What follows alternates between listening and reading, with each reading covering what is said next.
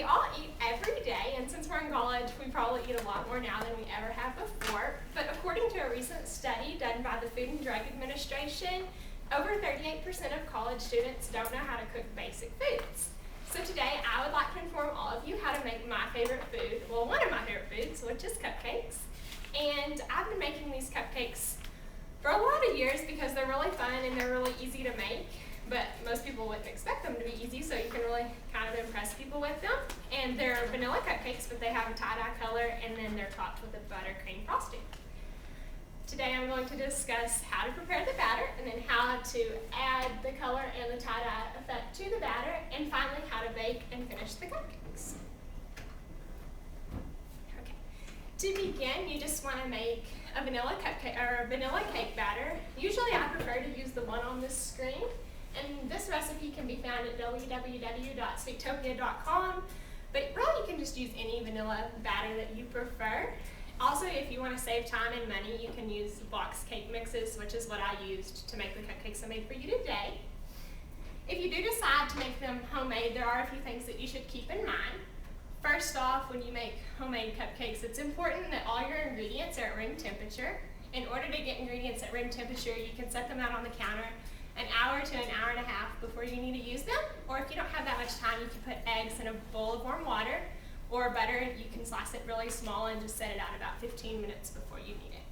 Also, anytime you make cake, it's really important that you put it in the oven as soon as you can, because the longer you let the batter sit at room temperature, it affects how it rises, and it also makes your cake more dense, which makes it harder, kind of more tough, which you don't want. After you prepare your batter, you should divide it evenly among 4 bowls, like in this picture. And then using food color, you tint each bowl a different color. And the cupcakes I made for you today, I used turquoise, purple, pink, and orange, but you can use any colors that you want.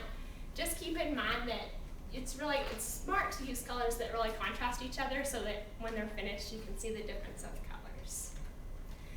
After you've colored each bowl of batter, you should layer it into the cupcake liners. You want to do this until each liner is about 3/4 of the way full. Kind of depending upon what size your cupcakes are will determine how much of each color you need to put. But for the standard size cupcakes like I made today, it's about a tablespoon of each color.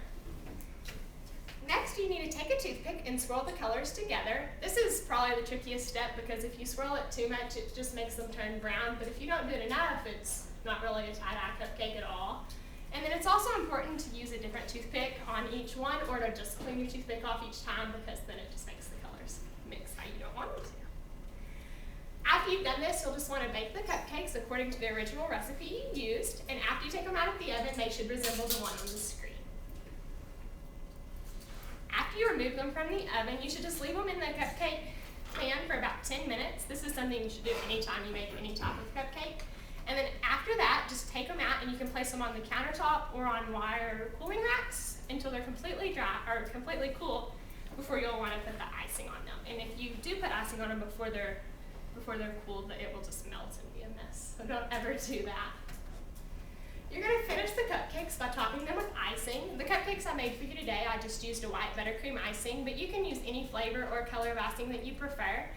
I prefer to use the white because I think it makes the colors and the actual cake stand out more, but you can just use anything that you would like. So today I've gone over the instructions for how to make these tie-dye cupcakes. First we prepared the batter, and then we talked about adding the color to the batter, and finally we discussed how to finish and bake the cupcakes. I hope that this helps you in your baking future. Thank you.